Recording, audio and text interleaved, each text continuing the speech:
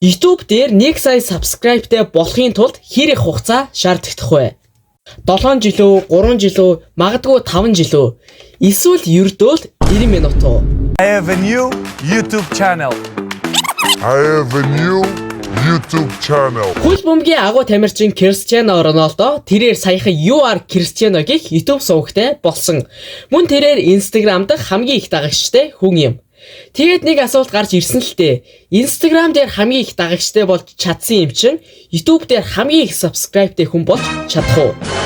Одоогоор YouTube дээр хамгийн их subscribeтэй хүн бол MrBeast үлээ. MrBeast YouTube дээрх маш олон рекордыг эзэмшдэг. Энэ рекорд үүгээр өндөрлөн гэж үү? You are Cristiano. Go to YouTube, search You are Cristiano. Рональдо одоогийн байдлаар Instagram дээр 636 сая дагагчтай. Харин MrBeast 60 сая дагагчтай. Энэ тооцоог харуул 10 дахин их дагагчтай байна гэсэн үг. За тэгэхээр Рональдо YouTube дээр 100 мянган дагагчтай болохын тулд 22 минут, 1 сая дагагчийг 90 минутанд, 10 сая дагагчтай болохын тулд ердөө 12 цаг. Subscribe. You are Cristiano. Subscribe on my YouTube channel. See you in my next video.